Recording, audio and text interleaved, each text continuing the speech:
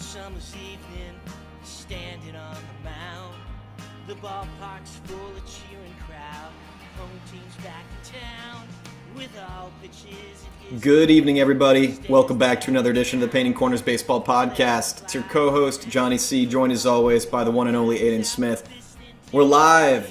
We're out of the Truman Show. We broke out containment. Here we are in the shed in Louisiana, somewhere in a Cajun meadow. Aidan, hailing from Seattle. We're live on video, Painting Corners. We're doing podcasts, big and grown up. And we are talking trade deadline rumor buzz. Kyle Schwarber's a home run hitting machine. And are the Milwaukee Brewers for real this time? Aidan, how's your week going? Go well, Johnny. I was just looking at the Brewers. Miz had to leave after 6 Ks. Looked pretty good. I mean, what's really telling about them is, they're playing the dumpster diving Mets here, or dumpster dwellers, I guess you could say. And Freddie's on the mound, right? Maybe his last start or second to last start at the deadline, depending on how this scheduling shakes out. And the storyline was there for him to be really good in Milwaukee, and he got tagged. Folks, you can go check out painting-corners.com. We got all the articles and hot takes, links to the podcast, anything you could want. Come be a guest writer for us at PC. And you'll see our very own Aidan Smith's most recent article talking about just this, the Mets fire sale coming up. Freddie Peralta, where he's going to be dealt, or not dealt. Though Aidan seems to think Stearns could be shipping him over to Chicago for a little AL Central run. Maybe to the Brewers, though. And you're thinking after this game, it's less likely for reuniting all the way in Milwaukee, huh? Yeah, I mean, Milwaukee's still definitely a possibility, but I think Freddie's probably going to go somewhere where someone needs a frontline starter. Obviously, Woodruff being out for the year is a blow. They did pick up Lance McCullers, so I don't think he'll be throwing game 2 of the playoff series. But they have some other guys. So, like, Shane Drohan's been really good. I don't know if you've seen him this year. Don't mess with a Drohan. That's what they say, right? I think, actually, they do say that, yeah. Drohan Mondani. How do you say his name? Wait, what is his name? Sam Drohan? Is he like Goku's kid or something? Shane Drohan, yeah. So your mock trade had Freddie perhaps going to Chicago, and at first when I saw that, my jaw, hyperbolic to say, hit the floor. But I was thinking about them losing Sam Antonacci as in your mock trade purported, and Antonacci is pretty incredible. I picked him up in fantasy. I've been enjoying the Sam. And they got quite a good little team over there. You think it's worth it for a little Freddie rental in this off season he's having of a 4.5 ERA? I know you made the point about his xERA, but do you think that's something that they would do, that they'd really benefit from to make a push? Yeah, I mean, you're buying a little low. You're also selling high on Antonacci probably, right? So he's having a pretty good rookie year. I mean, you look at someone like Isaac Collins. I don't know if you remember, but he had that really good year in Milwaukee. And then got traded to Kansas City, hasn't been the same guy, and somewhat similar profile, actually. Pretty good contact ability, works those ABs, can play left field. Antonacci has the capability to play second base, which gives him a little more value. He's also younger. So, maybe it's not worth it for the White Sox. I don't know. I mean, to me, it's the first time you've been relevant in a while. You're also going to be in a little bit of a bidding war for Freddie, Clay, Tarek. I mean, I don't know if I see Detroit giving, 2 months of Tarek to division rival, but I don't know. Teams seem to be less and less reticent to do that. I mean, 30 years ago, or God forbid, 50 years ago, there's no way that you would see the Detroit Tigers trade a Cy Young Award winner back-to-back to the Chicago White Sox. There's no way that would happen. Is that a vestige of loyalty? It's not loyalty. It's more one of those old baseball things where you have the common sense of not trading a star player to a team that you're going to see all the time, where your fans have to watch him potentially wreck them for years, right? That's what I And mean, and though. and also you have to watch it. So I don't know if it's, yeah, I think it's just one of those things where um it's an old style baseball, common sense-ish in the feelings type deal, where now everything's Saber. Oh well, Chicago White Sox are, our algorithm says that their offer is 0.2% better than the second best offer, so we should probably take it. And I'll tell you, Johnny, I mean, if my next best offer was within the margin of error, I'm definitely going outside my divvy for sure. Yeah. Point with loyalty is more it's an old time where honor still mattered, where these intangibles of the ball game That I uh, agree with. Yeah. were Yeah. very impactful. Where players would try to live and die where they played and came from, really building rapport with the fans.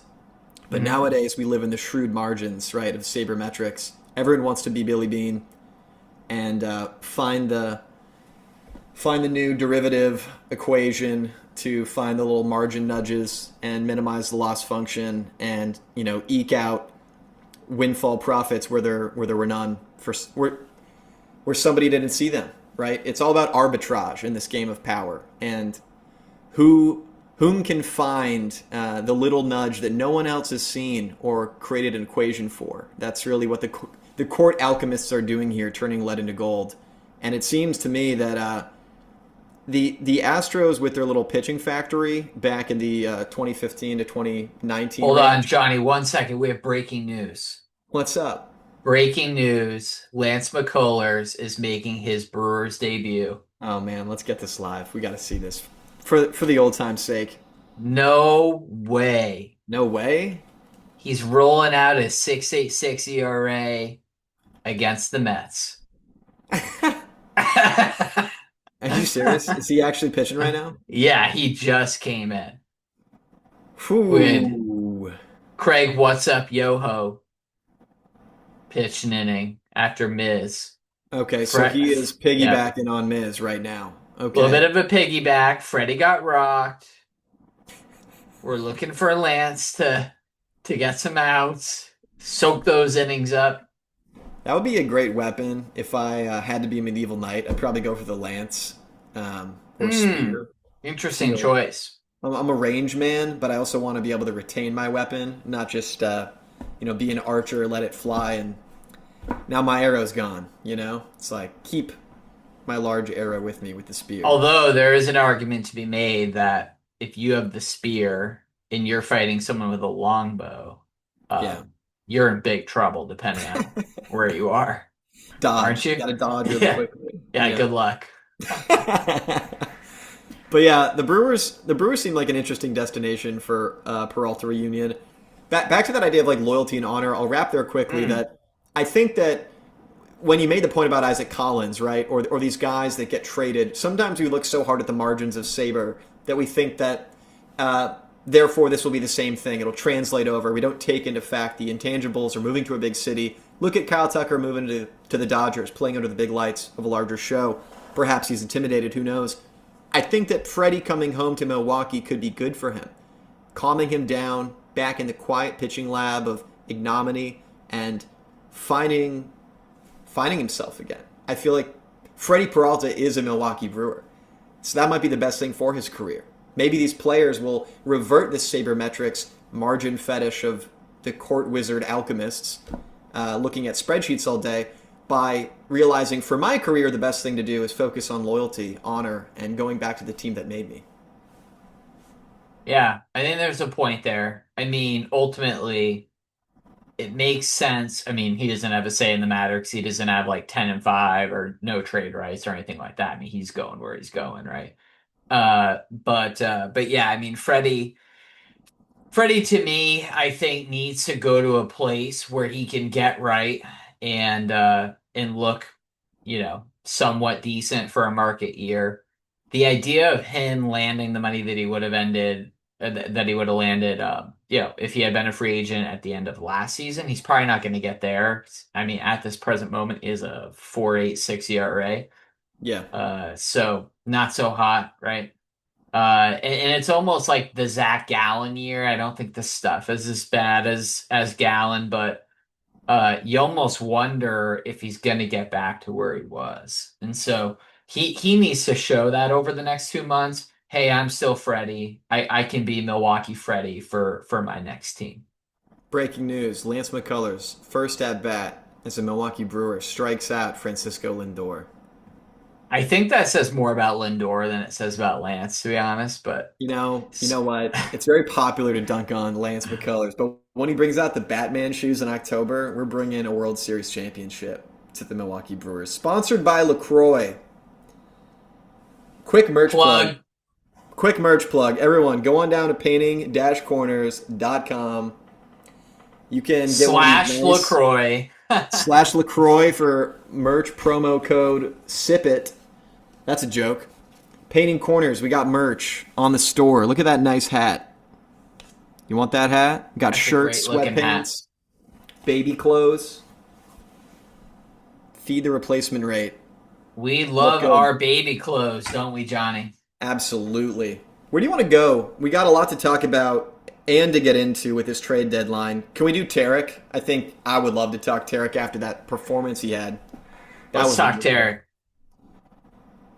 He put up some numbers, and he's back in form just in time, right? That was the narrative, was, can Tarek do it? Can he look good? Can he do it? He did it. He did it. He put up numbers. He went deep. 7 innings, throwing strikeouts. We love that for him. Is he going to be a Dodger or a Brewer or a White Sox? Can we get hopeful? Let me throw something out there, right? I'm ready. Now, I think this would be too gangster for the guy running the team, but can you imagine if the Red Sox traded for Tarek after winning 13? Brother. Hopefully about to be 14. That'd be awesome. Can you imagine? Dude, Chad Tracy. How legendary would that be? Is kind of like the character in like a big fantasy epic, like even a Star Wars. Where the moment is actually too big for him. Okay, Chad Tracy, friend of the pod. But you can tell he is the most relatable manager in MLB baseball because he's looks like a guy you would actually run into in your everyday life. He looks like a DoorDash driver. Okay? Chad Tracy. Looks like he's sipping a Sam Adams and bumming, a Newport Red or a Camel Turkish Royal off you at a pub in Boston. Chad Tracy lands in this moment, might be a little big for him, responds with a 13-game winning streak. What a skipper. He is that guy. And does Tarek Skubal, Chad Tracy, I don't know. That's just the craziest thing to think about. Can you imagine if Craig Breslow traded for Tarek? I'd call him Big Balls Craig the rest of his career if he did that. Can we get shirts? Add them to the merch store. Big Balls Craig. But we'll make it cool and PC, true to our name. So we'll have him sitting on a big bouncy yoga ball. Oh, let's go. Yeah. Like a Google office pitch. Come work at our office. We let our dogs in. You can get salads and it's fun. There's yoga balls to sit on. It'll be like that. Barf. Craig Breslow sitting on a yoga ball, just in the stats, FaceTiming Peter Bendix, scheming up the MLB season. There are a few options here for Tarek, and I want to go through here and run through a couple options, okay? And these trades, a few of these, I did not build. They are courtesy of Baseball Trade Values. Free plug for you guys. So one that I'm seeing that was created by Silent Bob 2001. Shout out, Silent Bob. Tarek for Carlos Lagrange, and Henry Lalane. Interesting. Could the Yankees land Scooble? Also, parting with Carlos is tough, man. He's got gas. I'm not familiar. Can you please let me and any viewer that has no idea what you're talking about know what's going on? Let's do it. Well, Carlos Lagrange is one of the best starters in the Yankees system. I'd say it's him and Elmer, but Elmer came up and I don't know. I don't think he looked incredible in his major league debut. So I think there's definitely an argument that Carlos is going to be better. But Hmm. since Carlos does have such nasty stuff, there's also a potential play for him as a reliever. So I think worst case scenario, he's a high leverage reliever. Best case scenario, he's, contending for a Cy Young at Okay. some point. Okay, I'm So, hearing you. So a little Yankee sauce. Anything else? well, on Henry, I mean, big lefty, 6'7" lefty, comeback story, 60 grade change, uh, big fastball, mid 90s, gets up to 98. Could be, I'd say, third starter, something like that. So Yeah. pretty solid. Fastball slider change guy. Also could end up as a reliever. But getting two of those guys, premium talents like that, I think one of them works out at least. Obviously, you do have that huge factor of health there. But to get a shot at two talented guys like that, and Carlos is already in the upper levels of the minor league, so he's less than a year away from being a big league contributor. And you get 2 months of Tarek from the Yankees' perspective. Yeah, you're going to lose some of your pitching prospects, but I mean, you still have George, Lombard, of course. You still have Dax, and you still have Elmer. So you're keeping your top three, and you're losing four and five in your system to get Tarek. I mean, that's worth it to me to make a legit run for your first chip since 2009. Now, do the Yankees have a Soto problem where the same pattern continues? You make a big Hmm. bid, you get a good guy, but then the guy becomes so big in New York that it becomes the whole offseason's narrative, and his price goes through the roof, and he goes over to the Mets, and I'm kidding. Scooble goes elsewhere, and the Yankees have surrendered this for a rental. Sure, glory is important. World Series banners fly forever. So Yep. maybe that's worth it to them. Or here's maybe perhaps a more interesting narrative. I tend towards this one. Is there something different about Scooble than Soto? Where Soto kind of was that guy who really played into that inflation, that race of how much money I can get in the bright lights of New York, contending against Flushing Queens, right? Right across the Yeah. subway. Whereas Scooble is, I don't know, he just strikes me as I want a home.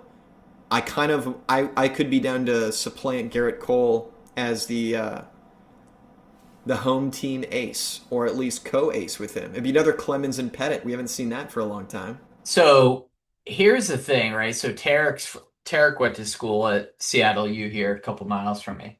And Hmm. so I'm a little biased. I'm inclined to think that he is the personality that you're describing. And no, I don't think there's anything wrong with going out and getting your bag. I want to be clear about that. But he No. is represented by Scott Boras. Okay. That's an important detail here. And Juan Soto was represented by Scott Boras, and Pete Alonso was represented by Scott Sure. Boras, and Cody Bellinger was Scott Boras, right? Now, what is Scott known for? Jacking up that price. And when you call and you say, listen, Jimmy, we love you. You're never gonna have to buy, a drink here. You're all good. And he's gonna say, can you match the Mets offer? Yes or no? Can you match the Dodgers offer? Yes or no? Right. And Yeah. that's what it's going to come down to. And Scott over in Detroit, he knows that because he looked down at his sheet and he's like, oh, yeah, that's right. Scott is Tarek's agent. So I think we need to trade him here, right? There's no way that Detroit is going to be able to extend him, particularly after nickel and diming Tarek on the ARB. Do you remember that the ARB 3 in the I beginning of the do. year? I do. They nickeled and dimed, and they were never going to win that. That's the craziest thing is someone told them. It's like when the king has that advisor who has a bad take and he ends up like dead. because he was so wrong. I honestly think that if Tarek's ARB 3 year was, 600 years ago, I don't know, that guy would have had a bad day because it was a really, really tough break for them to me to nickel and dime him on that. Off with his head. Yeah. I think of when the Rohan King, what's his name, gets Oh free. man. Gets free. He wakes up, gets out of the Matrix, and his little court wizard guy. It's game over time. Theoden, yeah, yeah, yeah. Yeah, Theoden. What's that? His little gremlin guy called that tries to thwart him with court whisperings, and he throws him out of his court. That was awesome. That was sweet. Grima, Wormtongue. Remember Wormtongue? I don't know. I feel like that was the guy that betrayed Harry's parents. Yeah. Yeah, it seems like a little bit of crossover there, right? Yeah, sure. Shout out Harry's parents. Don't. Yeah, we're sponsored just like Peter Bendix's Fish by ADT Home Security. Do not leave your secret keeper in the hand of a man whose nickname is Wormtail. Fun fact. Mm. That's our ADT Home Security fun fact for the night. Can we get in trouble for these fake sponsorships? Either way, Tarek Skubal to the Yankees, sponsored by Scott Boras, could get in the price hike game for sure. Precedent set, yes, with the ARB game. However, here's another thought. Could he stay as a Tiger because the Tigers have been playing good ball as of late? Casey Mize got injured, didn't he? I'd surmise to say he's not riding into battle anytime soon to go medieval again, but they got a nice offense. And back to Harry Potter, Professor McGonagall's killing it. We love the Tigers. We love Detroit. Valdez is kind of figuring it out. They're only 4.5 games back in the AL wildcard. You know what the Tigers need, Johnny? They need a speech from Theoden. Yeah, they do. And then they would be ready to ride into battle. You know that piece I wrote for PC last year, a year and a half ago, and I was talking about the different archetypes of pitchers, and I called Tarek Skubal the statesman because of a Theoden-esque speech letter he wrote to the city of Detroit about making their first playoff appearance in a long time. See, he's a cool guy. I think he wants to play in a city with a narrative. Does he stay in Detroit? Do they still have a shot? So, who do you think's the coolest out of these three guys? You ready? Skeens, Tarek, or Miz? Miz, dude. Miz? Yeah. You gotta go Miz. You know why? He's a huge Pokemon guy, I didn't know that. Really? Yeah, I think so. Pretty sure. That's pretty Why cool. though? Because it is electrifying, and that's the thing. Like when you think back in the olden days of sports, you remember Wilt Chamberlain, right? The oft-cited example of political economist Robert Nozick in Anarchy, State, and Utopia, talking about Wilt, because he's like a spectacle, right? It's like you're going to, I don't mean this in a negative, pejorative sense, but kind of like a freak show. It's like a notable person that raises alarm, that imprints itself on the mind and psyche. Yeah, I hear you.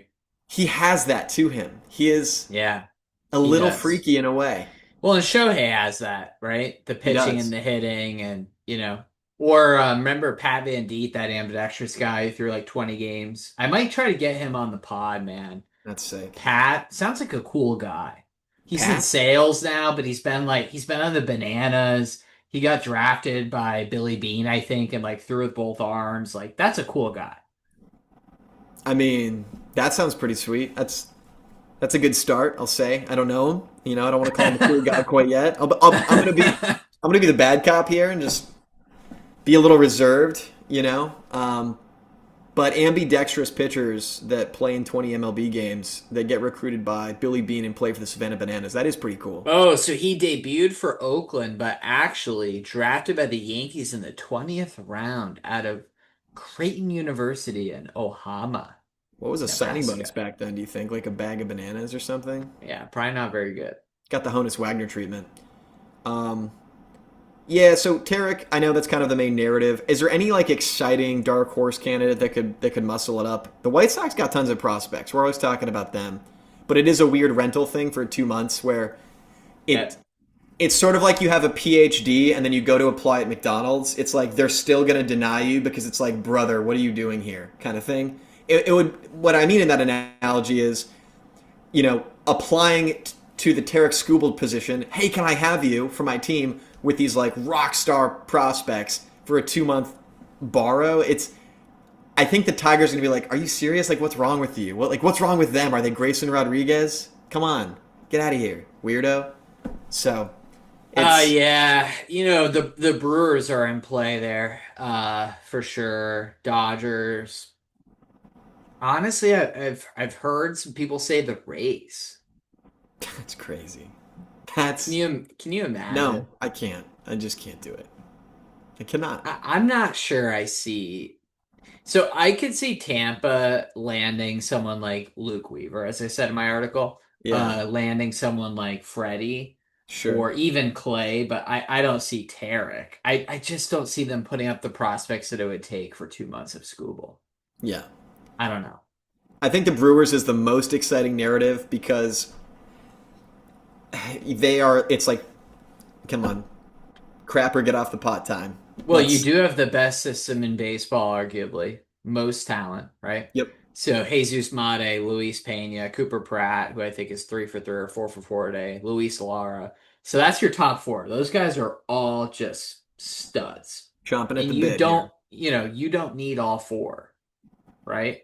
Yeah. Your number 13 prospect is Jefferson Cuero. I mean, that's impressive because he's a 55 grade glove as a catcher, and he's your 13th best guy. Right. So they have the reinforcements to fill any hole of. They have a glut, right? Mm-hmm. Glut means a lot, right? Mm-hmm. I have a lot. A glut. Cool. Not a dearth. Dearth is a lack. I'll just say Yeah. lack. You know what? I'll just be cool. So they got a lot of prospects. They're not going to miss them if they ship them. If they get Scooble, they can make a real run at a ship, pending Miz stays healthy. However, that is a side note is the arm fatigue and only going 4 innings today. Like, I don't know. Is this the Yeah. beginning of the end? We'll Are you see. concerned, Johnny? Have been. That's why I traded him in fantasy 3 weeks ago. I Yeah. sold high. I sold high. Folks, Johnny is concerned. I'm a little concerned, okay? Johnny's concerned. I love Jacob Mizrowski, and I really want him to be healthy. That arm is whipping. But That, but, when I watch that elbow, I'm just thinking, man, I want to put some WD-40 on there, just some extra just ligaments, start rubbing it in. shark tooth, sand, Yeah. glue, gorilla glue, just put it all up on there and let it rip. Ryan Jeffers trade buzz. Let's do something else here. Catchers are few and far between when they hit the ball well. And also, you got fluky catchers. Everybody remember Yainer Diaz of 2023 in only around like 90 at bats had, I don't know, like 23, 24 home runs. Yeah. Fantastic. Or sorry, 80 to 90 games. Okay, then he's fizzled out, regressed to a terrible mean of most catchers around like a 240 batting average. He's meh. Ryan Jeffers, he's not meh. He's doing fantastic. He's got like a You want to hear a couple interesting things about catcher performance this season? go for it. So, what do you think Yankees catchers are hitting as catchers? Meaning, not when they're DHing. Um, I don't know.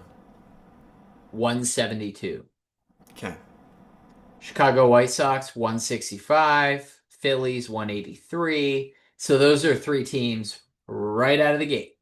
You got three teams 183 or lower. Those are all 250-ish OBPs. Not good. Not good at all. 6 homers from Yankees catchers in 111 games. Can you imagine Jeffers in New York and the Bronx hitting bombs? Yeah. You wouldn't have to play Austin Wells anymore. who's hitting 154. Poor guy. He's having a really tough year, right? I feel bad for him, man. I hope he gets out of New York so he can breathe a little bit easier and figure it out in like. I mean, I will say, right? He's got enough of a resume, and he's a better catcher than his scouting report said he was going to be. Yeah. But I think he's a good enough defensive catcher where he can leg out a decent career for himself, even if the offense, even if the pop never really comes back. If he can hit like 220 consistently, he'll be fine. But yeah, it's a rough year for Austin. Jeffers is interesting because being in a true walk year, I think he's what, $6-7 million salary walk year, about as rental gets. Hear me out. Check this out. Catcher is a premium position, so it's rare to have a guy that can catch well, frame well, and hit the ball well. Ryan Jeffers, he fits that bill. He's in a rental year. Total rental. Walking away. Is this not like the other side of the trade deadline coin whose face says closer? A closer for a team that is not a contender bears such high value down the stretch in October, but it's something you don't really feel that bad about parting with, especially when you're not a contender. But it's a nice, like, I guess on the graph of value it can get you while hurting you the least. Selling a closer as a non-contender like Mason Miller, right, from the A's. That was fantastic. Good for them. Ryan Jeffers kind of fits that bill here because he's in a walk year and he is at a premium position of catcher from the Twins. So I think they could get rid of him and not fill his spot with somebody as good necessarily, but you could get away with like a 200 hitting catcher that can frame pretty well and be fine. And it's easier to go find a bigger bat in the outfield or at first base or something is my point. So I think Ryan Jeffers, they can sell high, especially in the context of this year. The Yankees desperately need him. But here's the one problem where a closer just comes out and closes. A catcher has to build a rapport with a stable of horses for which he catches. Spring training, rapport, relationships, steak dinners, talking through pitch sequencing. Can you just plug and play a catcher like you can a closer? I don't know. It does kind of go to show you, though, right? I mean, the guy that I think of when I think of a closer making the difference on a run is Chapman in 2023. So, of course, you think about Cole Reagans, right? High price to pay. And Reagans is nasty, don't get me wrong. But he also has some serious injury problems right now. And I mean, he's a two-time Tommy guy, But anyway, even if he ends up, hey, you bounce back, he's a top 5 Cy Young guy next year, something like that. I still think it's worth it because they won the chip, right? Ask any Rangers fan. They got the banner. Yeah. I mean, that's why we play the games, Johnny. That's why we're here. Absolutely. So that's anyway about Jeffers. I think he could be a real difference maker. He can lengthen, the right team's lineup in a really meaningful way. Yeah. To have the Yankees lineup, and you saw this last night, but they managed to squeak by on Jazz's homer in the 8th. He actually hit another 2 today. He's really been swinging the bat well recently. But the bottom of their lineup is rough. So today it's McMahon, Wells, Caballero. Yesterday I want to say it was something like, McMahon, Volpe, Wells, Caballero, or something like that. I mean, it was just yikes, man. Yeah. Let's get some help there because Aaron Judge probably isn't gonna come back. Yeah. And I mean that sentence. I don't want to repeat myself and say he's gonna come back to the playoffs. Because if he comes back to the playoffs, he's not really there, is he? That's the joke. I gotta work on it landing, but that's the thing. Is Ben Rice your saving grace, right? As far as Yankees fans go, Ben Rice is your like Aaron Judge light, who probably He's your aircraft carrier right now. Yeah. absolutely, and he could be clutch in the postseason, which Aaron Judge is not. Yeah, what's your theory on that? I think some guys have and some guys don't. Yeah. That's it. Yeah, and, that's the thing that a guy like Aaron doesn't want to hear. Yeah, I don't think it's as simple as like the pressure's high and the pressure's not high because it's like be a Yankee in the Bronx with the jeers and cat calls of the Coliseum, all the New Yorkers and in their white It's a jerseys. lot harder than it Yeah. sounds, And It's the tough. thing is, everyone thinks that they would be Kike Hernandez, but most of us aren't, right? Most of us can only dream of being Kike Hernandez. Breaking update: Lance McCullers, 2 innings pitched, 0 hits, 0 earned runs, 0 walks, 3 strikeouts. Breaking update, folks. The Mets are awful. I feel Wow. I feel really bad. I feel really bad for Mets fans. They are atrocious. We got to do it. We got to do it. We got to give some love to our Mets fans. I was rooting for them, the Miracle Mets, a couple of years ago in 2024. I loved this song, okay? I thought the Grimace thing was cool. Can you see my books up there in the transom window? It looks sophisticated. I can loosely see some books, yeah. Cool. Just needed to do that real quick. That's a bit. So I was rooting for the Mets hardcore in 2024. The other time in my life I was rooting for the Mets was when they had David Wright and Jose Reyes playing for them. I liked those Mets a lot. I thought they were cool. David Stearns comes over from the Brewers. He's doing his thing. He's shuffling the roster, doing some salary dumps. And what do we have here? An absolute dumpster fire. Now, when you have to sell, when you buy unsaleable goods that you must sell, you're going to take a hit on it. It's like driving a new car off the lot. It's already depreciated. What do you do if you're David Stearns? How do you thread this needle? Is there hope for next year, or are you trying to course correct? Are you thinking sort of like the CIA does in terms of decades at this point? Yeah, I think you have to try to course correct for next year, because if you're bailing out of next year, then you're probably bailing out of the following, which means you're blowing it all up. And there's some sunk costs there with Lindor, Soto, right? All these guys. You already have the team built. I know that it hasn't been pretty, but I mean, this was true a couple of years ago, if you remember. They sold some pieces off. Remember Verlander, Scherzer, they were moved, Yes. right? They kind of bounced back, and then it all fell apart again. But Yeah. you got to look for something like that, and hope that replacing some of these supplemental pieces works. Jorge Polanco presumably will be healthy next year. Carson Bench has been decent this year. Ewing's been decent.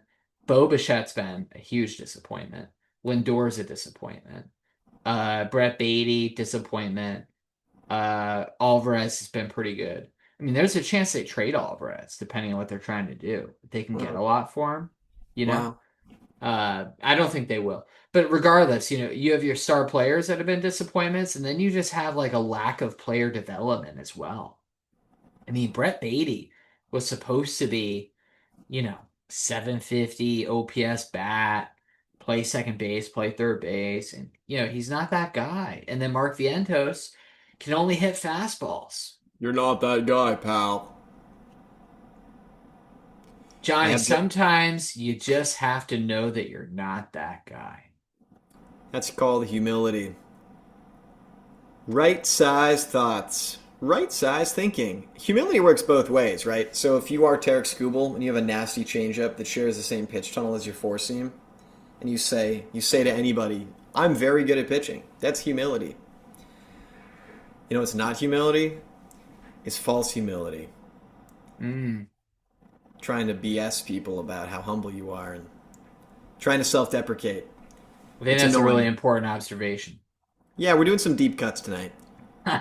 However, when you are the Mets, humility looks like right-sized thoughts of we suck and we got to figure this out. So I don't know about y'all, but I've got Justin Bieber's banger "Baby" going on in my head, but with Brett Beatty's name, and that's what I've been jamming out to for the past 90 seconds. So come on inside my head. It's fun. I would like for Brett Beatty to break out. He is a player I like. I'm just pointing out the obvious here, but it's been a little rough. He's had his moments, but We got to get Joe to start doing soundtracks for these like cuts. Like we got to do like compilation cuts from the pod, and I need to hear Justin Bieber's "Baby, Baby, Baby Oh" going off while we do this. Kyle Schwarber chasing 60 home runs, one of the best leadoff hitters of all time. Ricky Schwarber Henderson. bombs. Ricky Henderson holds the throne, we know. But as far as most interesting or unexpected leadoff hitters goes, Kyle Schwarber to me takes the cake. Springer-esque, but a bigger boy, and they just keep throwing him fastballs, and he doesn't care. He loves it. Jordan, number 33, 108.3 off the bat. Say that again. Jordan, homer number 33. Oh, we're actually winning a 108 baseball game. Let's go. 108.3 off the bat, 420 feet, 23 degree launch angle. Just a line drive, man. Okay, Blanco did okay. 4.2, 4 earned runs, 8 strikeouts. Started the game off really well. This is his first game back from TJ. Not bad. 8 Ks, that's a good sign. Against the Fish, too, which are a buzzsaw, as we established last week. Yeah, they've been pretty hot. Heriberto, especially. I love that guy. Oh my God, 0 dude. for 3. Yo, Alvarez has 2 bombs tonight. Yeah, he does. He's 32 crazy. and 33, yeah. So Jeremy went deep. Nice. That's one thing I wanted to say, actually, is I think the Houston Astros, if they get swept again, or a couple more times, or at least have a losing record through these series to the trade deadline, are they going to be sellers? Are we going to see Jeremy Pena playing shortstop in Yankee I don't Stadium? know. I don't know. Man, would they trade Jeremy to the Yankees? Would they do that? Yeah, Can I you don't know. imagine Dana doing that? He got Boris last year. They almost closed the deal, and then he got Boris as his agent. Crazy. Yeah. I don't know. I could see the Astros selling. Man, who are some of the guys who move? So if you have a team that makes sense for Paredes from a park factor Hmm. standpoint, you're moving True. him. But you're a little limited there, and teams that are going to have, decent amount of interest in him. Because that 761 OPS Yeah. plays like at what? He 3 or 4 becomes average parks? outside of Houston. Yeah, for sure. Yeah. Fenway could work. But Uh, he's got elite pitch selection. And he's very versatile. He could yeah. be a utility gold glover if he's not careful. You Third think base, so? second base, first base. Have you seen him play third base? Like, have you watched Isak Yeah, Paredes? I have. It is incredible to watch. Yeah. He's good.